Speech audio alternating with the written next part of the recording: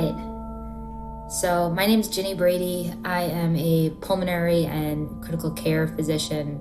I was born and raised in New York City. Been a lifelong avid Yankee fan. I'm currently on this long stretch of working in the ICU, like on a 4 or 5 week straight stint, and it happens to have coincided with the emergence of coronavirus here in Boston.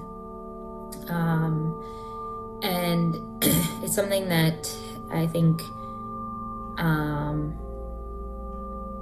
raises a lot of uncertainty and fear amongst people who are practicing, because there are so many unknowns. We don't know how bad it's going to be.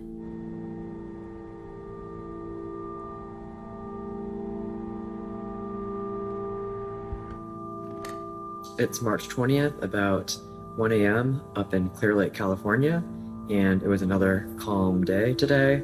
Our patient volumes have been very low, and it feels great. We are running a little bit low on PPE ourselves, and was unable to find an adult mask, but I've got this pretty sweet kids mask to wear. Maybe not the best fitted, but might get the job done.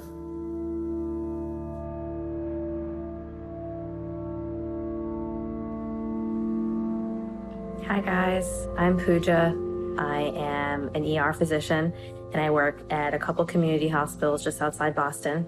I'm also a full-time student right now. I'm getting my MBA from MIT. And so what that really means is that I'm in classes Monday to Thursday, essentially, during the week, and I work on the weekends. And so things have been pretty crazy the last few weeks, and I'm fortunate that I have these breaks in between my shifts. My next shift is tomorrow, and so it's really hard to know what to expect.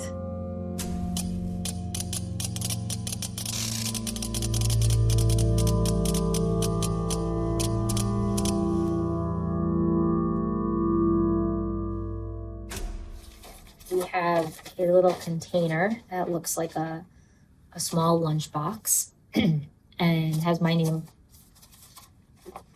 on it. And this is my N95 that I'm going to be using the entire, at least the entire week, maybe longer.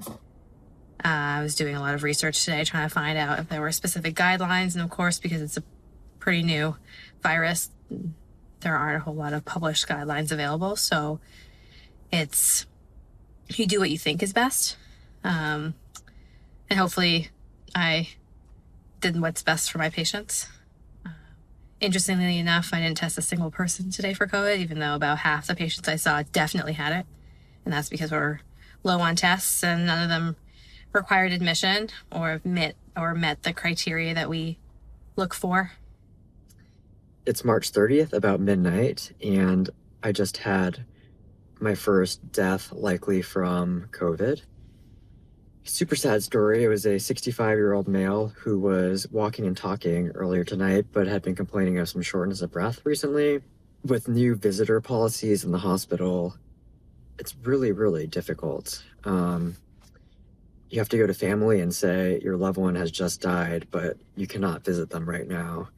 I think that as things ramp up, it's going to have a much different, much crazier, events will change, and it's going to feel much different in the emergency room.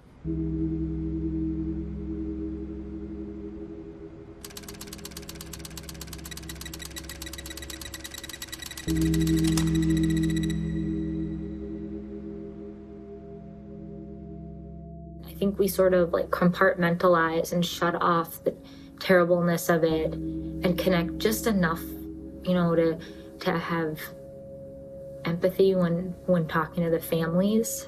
And I think, if you really took every case and every death to heart, it'd be impossible to do the job that we do.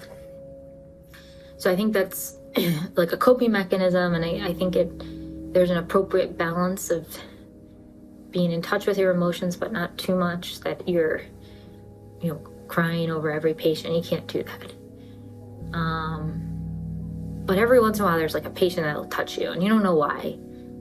Maybe you like the family, maybe the patient's hands reminded you of your dad, or like whatever it is, and it does like all of a sudden connect at your core, and you feel this surge of emotion and this lump in your throat and the water in your eyes, and you're like, uh-oh, I have to turn this off. I hear New York might be getting a little bit better. That's what they're saying. I see my mom all the time. She lives in New York City, and I go down once a month to see her, and I haven't been able to see her. It's always hard. You're always scared you're gonna get everyone else sick. My car broke down on Sunday, and I called AAA, and AAA says, have you been in contact with somebody who you know has coronavirus? And I was like, no. Because I say yes, they're not gonna come help me with my car. So it's Saturday, April 4th, just finished a shift, and volumes are still very low in the emergency room across the multiple sites that I work at in the Bay Area. So another interesting development, I am going to try to go to New York City to see if I can get a locums job. I think that this time is emergency medicine's spotlight, and it'd be kind of a shame to not see what is going on in New York City.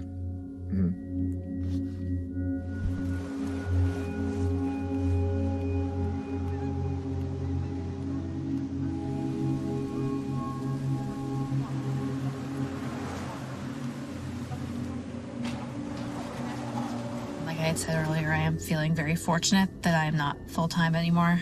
I can see my colleagues just really drained, and everyone's very aggravated with the whole shift changes because we are not working as much, and so we're not getting paid, and the patients need us there. So the whole thing is just really crazy. Nurses are really unhappy with the short-staffed providers because sick patients are waiting for a really long time, even though we have enough people. Theoretically, just we're sending doctors home early, and the whole thing is just crazy. But they're trying to cut back on our hours because I guess we're expensive, and they're not, the hospital's not making any money off of the elective surgeries.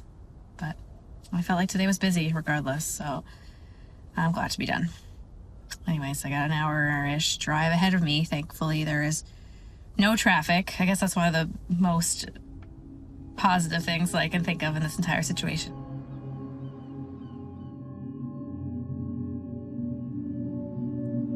Hey there, how are you guys? I just finished the shift. I'm gonna take everything off. I think I've had all this stuff on for most of the night. It's a long night. Making some coffee right now. Oh God.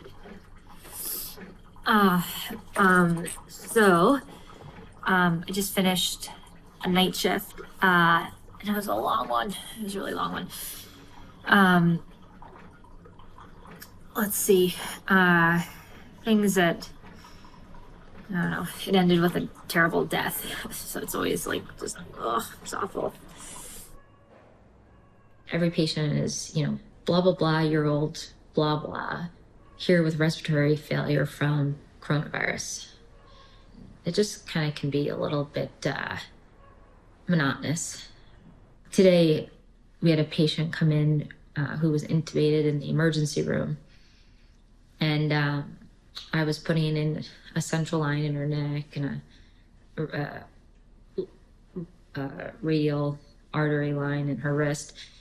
And while I was doing it, the nurse was going through her belongings and came across a sandwich in her bag of belongings. And like this woman walked into the emergency room, thought I might have to wait a while, so I should get a sandwich. And got a sandwich, and now is on life support without family around her because we're not allowing families in. And all of a sudden, like, I looked at her and like saw her as a person instead of just a patient with coronavirus.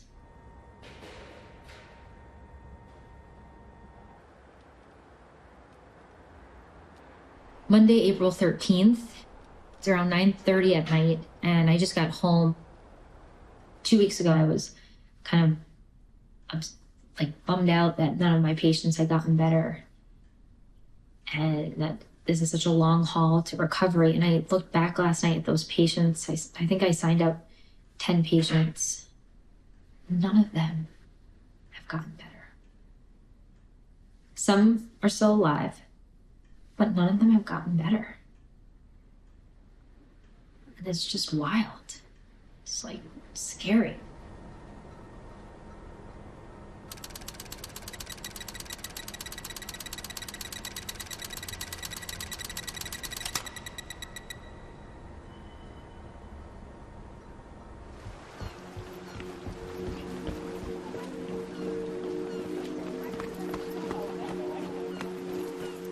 All right, so I'm going to give a little bit longer of an update of where I am, how I got here, and what's been going on.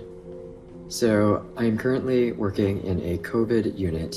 It's in the Washington Heights neighborhood of Manhattan. This unit was set up about 2 weeks ago. It's set up not in the main hospital. We're currently in the lobby of the hospital. I'm not sure if the hospitals in California were doing quite as openly, but we were dressing family members up with an N95 and PPE and allowing them to come and visit, which is incredibly necessary. We have iPads next to all of the beds so patients can FaceTime if they don't have their own phones.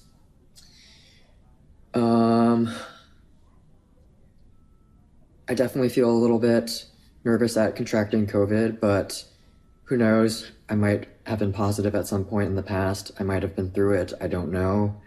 I'm generally much more careful now. I've been very good at putting on a mask and not touching it while it's on. And I think it's definitely when somebody touches their face. I think I touched my face earlier in this video, but it's definitely, I notice it. I really wanted to see more and understand COVID. It's a fascinating illness, and I've only been, in the past few days, getting to understand it a little bit. Understanding how it's changing our practice of medicine. Hey, Mom. What's up? What's up, Mon? Keeping a diary? This is Hello. Dr. Rose. He is my esteemed colleague. Yeah. Not so esteemed. Very esteemed. Yeah.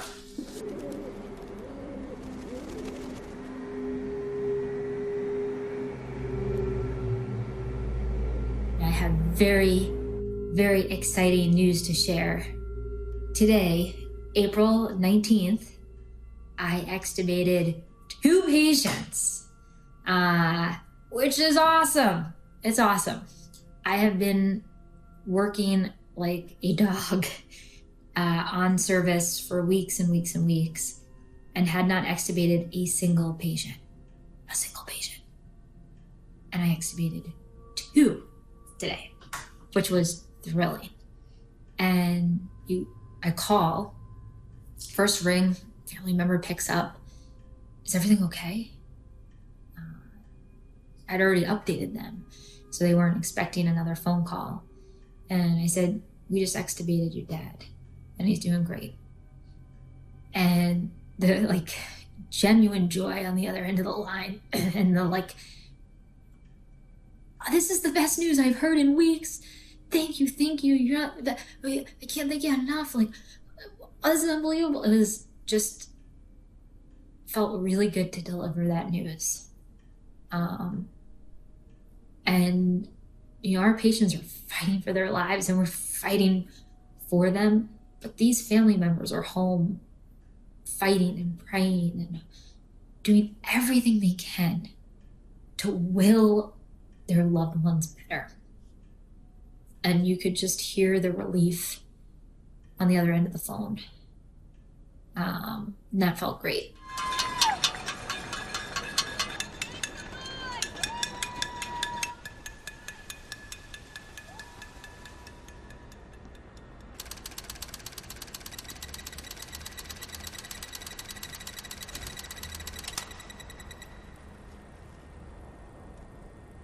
Hi, it's April 30th, 2020, and I have my next shift tomorrow on Friday. But I just found out that it's my last shift at this hospital, which is the hospital that I've been working at for 4 years. Just found out that they're cutting all of our shifts because there's not enough volume due to the pandemic, and they can't give me any more shifts for an indefinite amount of time. I'm in a bit of a disbelief. I'm really upset about it. I'm just thankful that I have another hospital that I work at. Although I'm sure I'm going to hear from them any minute that they're canceling my shifts as well next week. I just can't believe it at a time when we're in the middle of the biggest health crisis of our generation, and me as an ER doctor I'm suddenly left in the position where I don't have a job and I'm worried about my rent. I guess I'm more fortunate than a lot of people in terms of my training, in terms of, what I do. But right now I don't feel that way. Maybe I have to move to a smaller place so that I could afford it. I don't know when I'm going to get more shifts at this hospital again. Maybe I can look for another job. I did love this place. Can't believe that tomorrow's gonna be my last day. It's heartbreaking. But yes, this is rough times for everybody. I had a couple deaths. I was off 2 days and 2 of my patients died. One was pretty young. She was in her 50s. And my resident called the son to come be with her. So the mom was on maximum dose of this high flow oxygen. And her son was waiting outside the room, peering through the window, looking at the last moments of his mom. And she wanted to be with him. So she asked if she could take the oxygen off. And we explained that, if you take the oxygen off,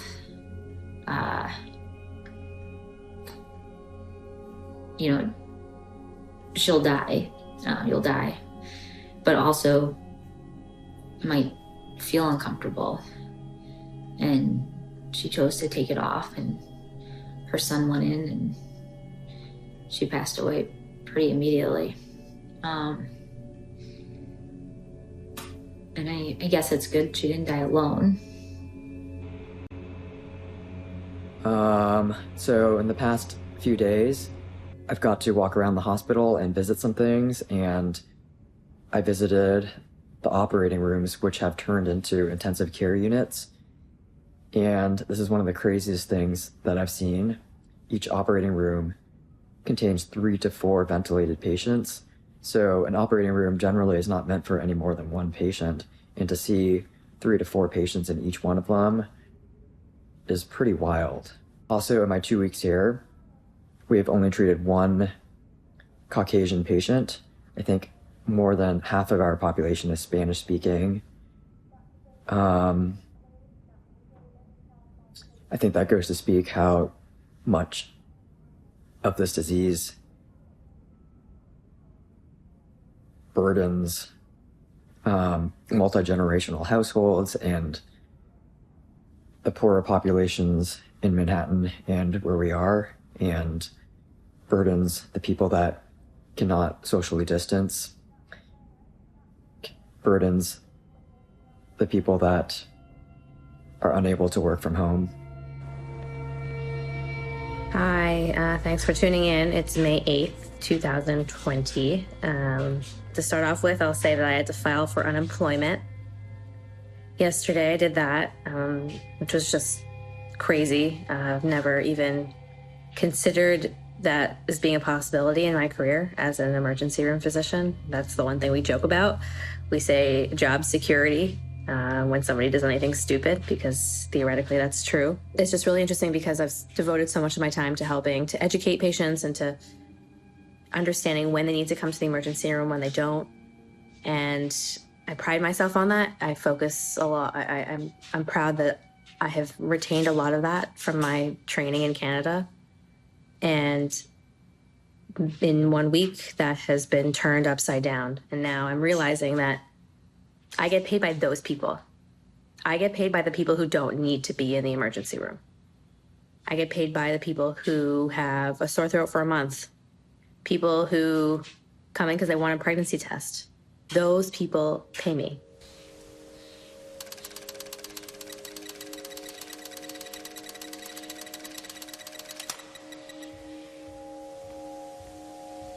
Hey guys, today is Thursday, May 14th. I've had like a really rough few days and I feel like I probably should have been recording during it, but it's still ongoing. So I don't know, I'm feeling really burnt out, really tired. Today is Monday, May 18th. Work was insane on Friday. I mean, it was absolutely nuts. 1, 2, 3, 4. Today is Thursday, June 11th. I think I've probably put in 80 hours a week for the past 2 weeks, and I'm no longer able to sleep until like 9 a.m. I'm super grateful that I love my job in emergency medicine and that I'm able to come out and help out where I'm able to. And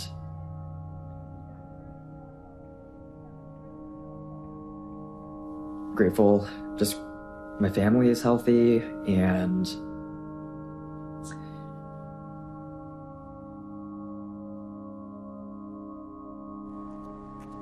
June 17th. It is like night and day. A patient who got really sick one night and felt like she was gonna die. She did fine. She was on the news today, being filmed from home, talking about her experience and talking about that doctor who told her that she was gonna be, put into a coma and put her daughter on the phone. I was like, that's me. She's talking about me. But it felt really good to see somebody, the wins. We have so many non-wins. We've had so many deaths, so many awful deaths. Sometimes it's easy to remember those people and kind of feel like, yeah, we went through this battle and this war, but our survivors are so wounded and our losses are so great. But then you see a woman like this on the news and she looks great. She looks awesome. And you're like, oh, okay, it's worth it. It's worth it.